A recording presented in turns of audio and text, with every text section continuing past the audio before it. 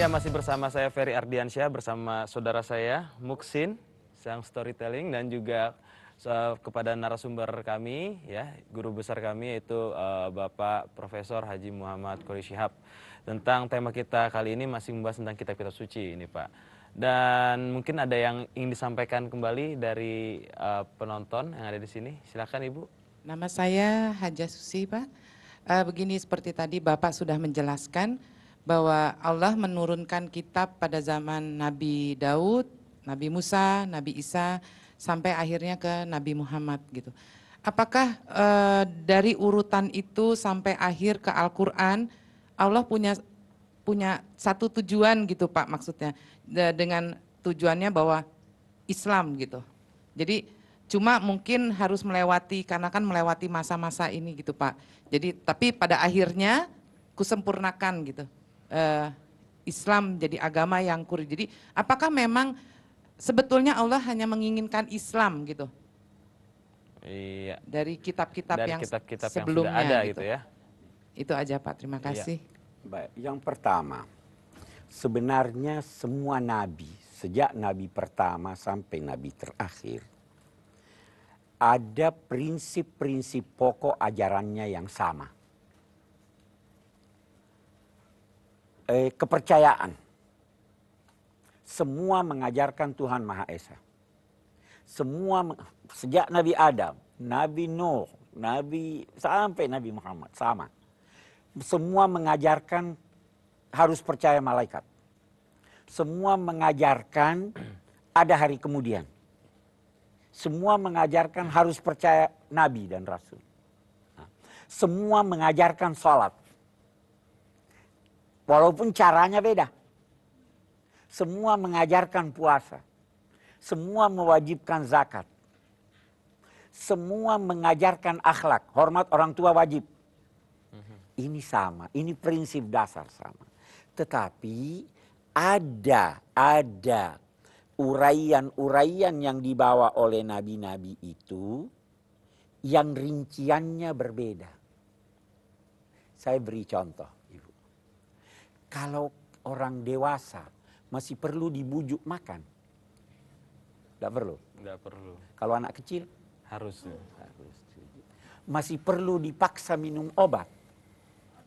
Tidak perlu lagi. Rincian ini, itu yang disesuaikan.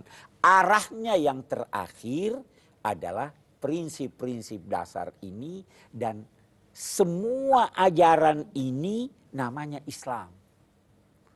Jadi Nabi Adam itu bawa Islam yang sesuai untuk masyarakatnya. Tetapi prinsipnya sama. Nabi Musa Islam, semua Islam. Jadi arahnya itu Islam. Sempurnalah Islam itu pada masa Nabi Muhammad waktu turun itu ayat al-yauma akmaltu lakum dinahum. Sudah tidak perlu lagi ada tambahan, tidak perlu lagi ada perubahan dalam prinsip-prinsip. Saya kira jelas ya. Jelas sekali itu. Iya, ada lagi mungkin? Ya Ibu, silakan Ibu. Nama saya Ibu Haja Leli Neci Mongonsidi. Pak, saya mau nanya, kitab Zabur, Taurat, dan Injil itu dulunya dalam bahasa Arab dan tulisan Arab. Yang kedua, kita sekarang membahas kitab, sedangkan kitab Weda dan Tripitaka itu tidak dibahas, itu dapatnya dari mana datangnya? Oke, iya ini kita begini Bu. Ya. Saya bisa jawab singkat jawaban Ibu yang pertama begini. Saya tidak tahu Bu bahasa Arab atau bukan. Hanya kita bisa berkata begini. Al-Quran menyatakan, وَمَا أَرْسَلْنَا مِنْ رَسُولٍ إِلَّا بِلِسَانِ قَوْمِهِ. Kami tidak mengutus suatu rasul kecuali dengan menggunakan bahasa kaum itu. Jadi bahasa Arab itu ada di lingkungan tertentu. Ada masa tertentu. Orang Arab itu baru wujud setelah wujudnya Nabi Ismail. Bapaknya orang Arab itu Nabi Ismail. Ya toh? Bapaknya orang Yahudi itu Nabi Ishak.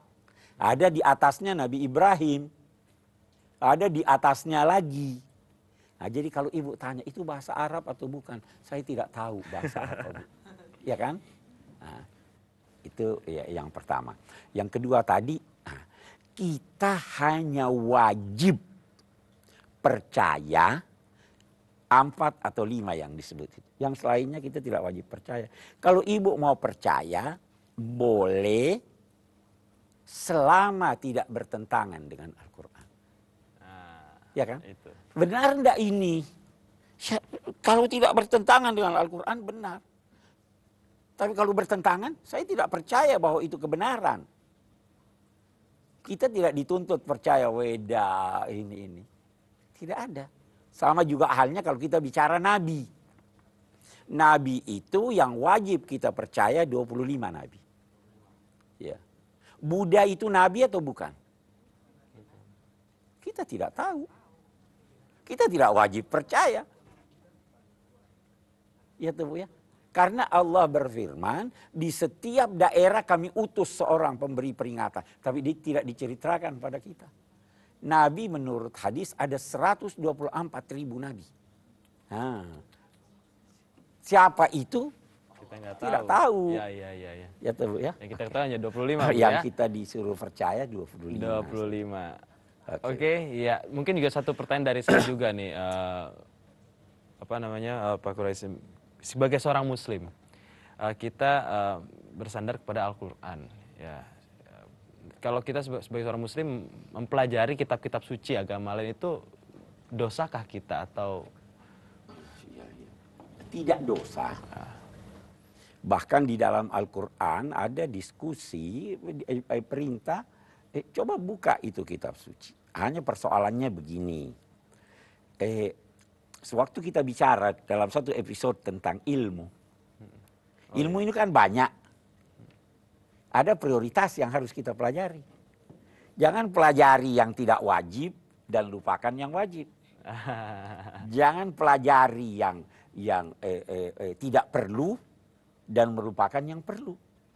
Adalah keperluan kita terlebih dahulu mempelajari kitab suci kita. Kalau nanti sudah dipelajari dalam konteks perbandingan agama, tidak ada masalah. Oh gitu. Iya. Jadi harus ada misi tertentu juga Iya, dalam itu ya. Itu kan yang lebih penting dari sudut pandangan agama.